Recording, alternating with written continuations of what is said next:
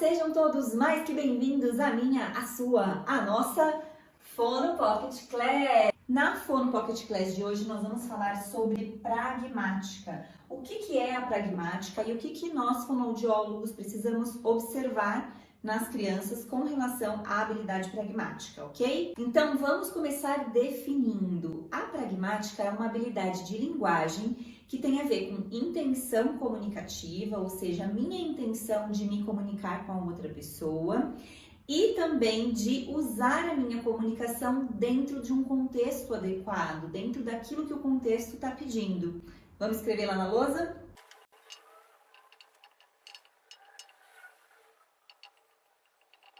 Então, a pragmática é isso, é uma habilidade linguística e tem a ver com intenção de se comunicar e a comunicação dentro de um contexto adequado, dentro daquilo que o contexto está pedindo.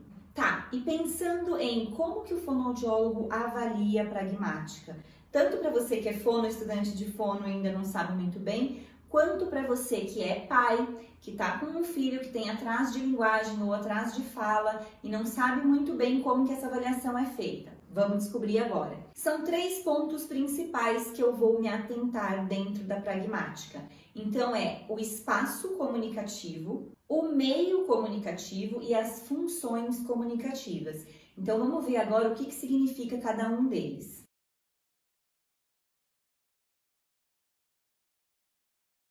Então, coloquei aqui para vocês espaço comunicativo, meio comunicativo e funções comunicativas. Tudo isso está relacionado à pragmática. Então, o que seria, primeiramente, o espaço comunicativo? Eu vou analisar as iniciativas de comunicação da criança e também a simetria de turnos, o quanto que aquela criança ocupa dentro da comunicação. Então, vamos colocar aqui, ó. Iniciativas de comunicação e simetria de turnos comunicativos. Então, o que seria a iniciativa de comunicação? É um pouco óbvio, o próprio nome já diz. É eu iniciar a comunicação, é eu pedir algo, é eu mostrar algo, é eu tentar chamar a atenção do outro para algo que eu quero comunicar. Então, isso é a iniciativa. E o que seria a simetria de turnos comunicativos? Uma comunicação equilibrada tem um equilíbrio de turnos comunicativos. E o que é isso? Eu falo, depois eu paro para escutar e você fala.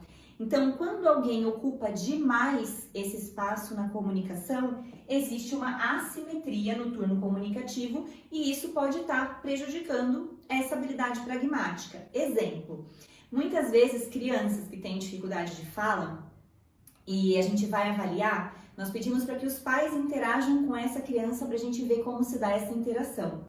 E aí, muitas vezes, os pais não dão espaço para a criança se comunicar. Então, a pessoa, o pai ou a mãe, a pessoa que cuida da criança, faz uma pergunta e não dá muito tempo para aquela criança responder e já faz uma nova pergunta ou responde pela criança. Filho, o que é isso? É uma caneta, né? Então, fala com a mamãe, caneta. Fala, filho, caneta. Então, eu estou o tempo todo tomando a iniciativa na comunicação e não dando esse espaço para a criança se comunicar. E isso prejudica a habilidade pragmática nesse sentido, do espaço comunicativo. A criança, às vezes, principalmente a criança com dificuldade, ela precisa de um tempinho maior para elaborar o que ela vai dizer. Então, às vezes você pergunta, o que é isso? E ela vai demorar uns 5 segundos para te dizer.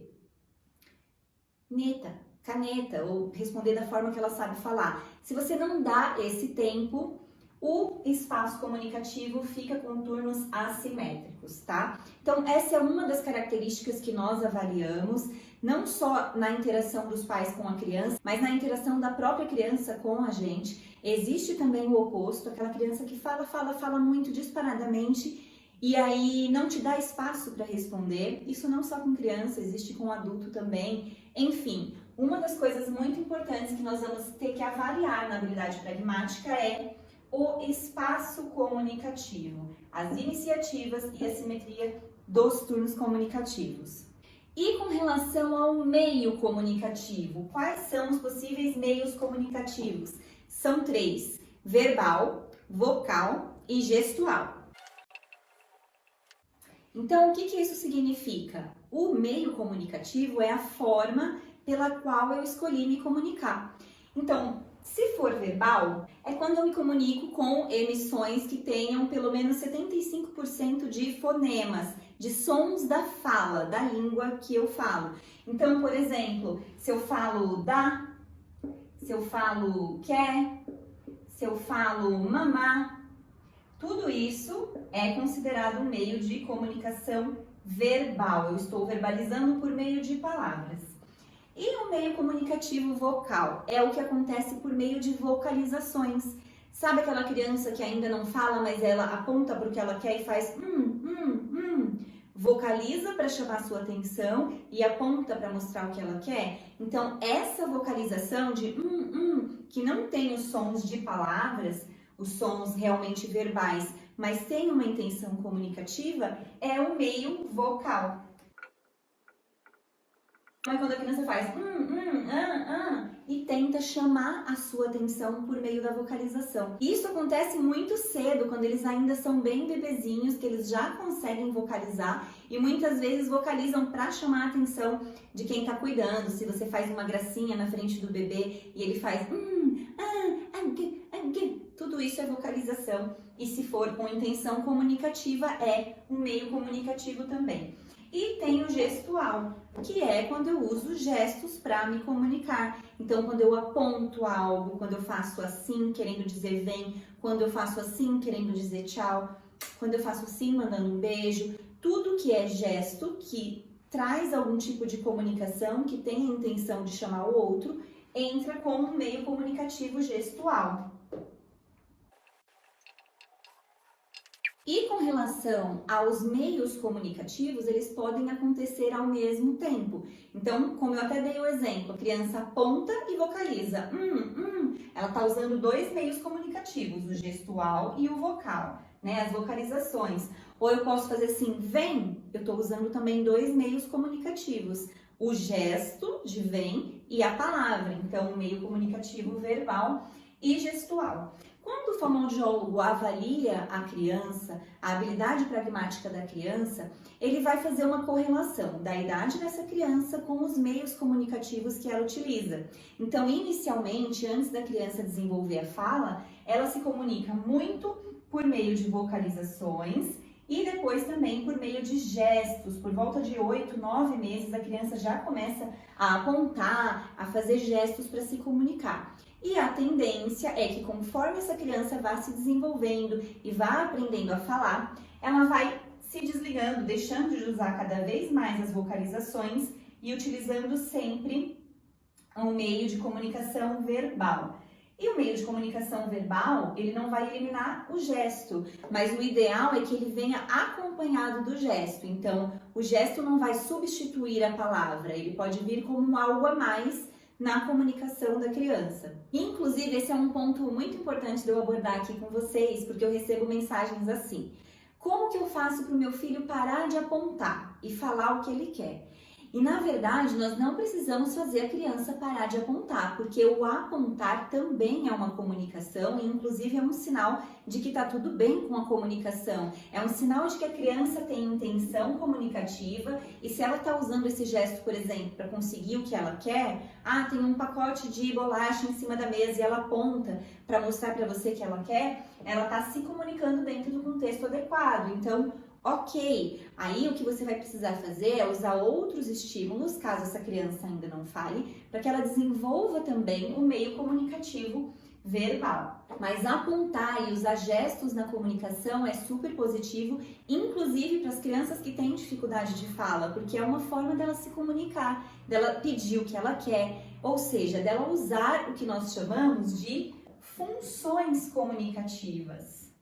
E o que são as funções comunicativas? São os objetivos daquela iniciativa de comunicação. Então vamos colocar lá.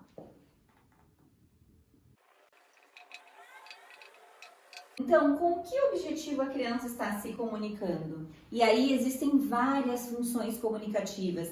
Eu posso ter uma função de pedido de objeto. Ah, então eu quero a bola e aí eu uso 2 meios, o gesto e a vocalização. Ou eu falo bó.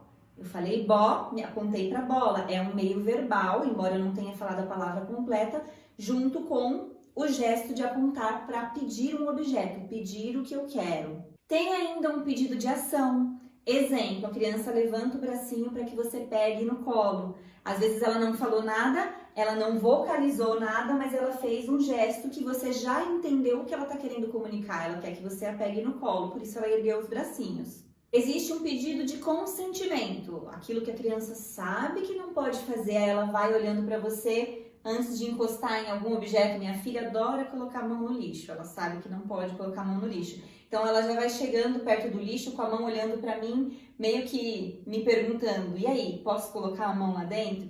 E isso é um pedido de consentimento, também é uma função comunicativa. Birras são funções comunicativas de protesto. Está acontecendo algo que a criança não gosta, que ela se enfureceu com aquilo e ela usa a birra como forma de se comunicar. Nomear as coisas. Então a criança pegou a caneta e aí ela fala eta, neta. Ela está falando o nome daquilo, mostrando para você. É uma função comunicativa de nomeação. Ou seja, são várias as funções comunicativas e todas elas têm relação com a intenção da criança se comunicar. E o que vai ser avaliado é se a criança utiliza um número adequado de funções comunicativas dentro do que se espera para a idade dela. Então, segue o mesmo raciocínio das funções dos meios comunicativos, por exemplo. A criança começa utilizando poucas formas de se comunicar, poucas funções, e com o tempo ela vai desenvolvendo e se comunicando por meio de novas funções. O que o fonoaudiólogo faz é avaliar tudo isso daqui.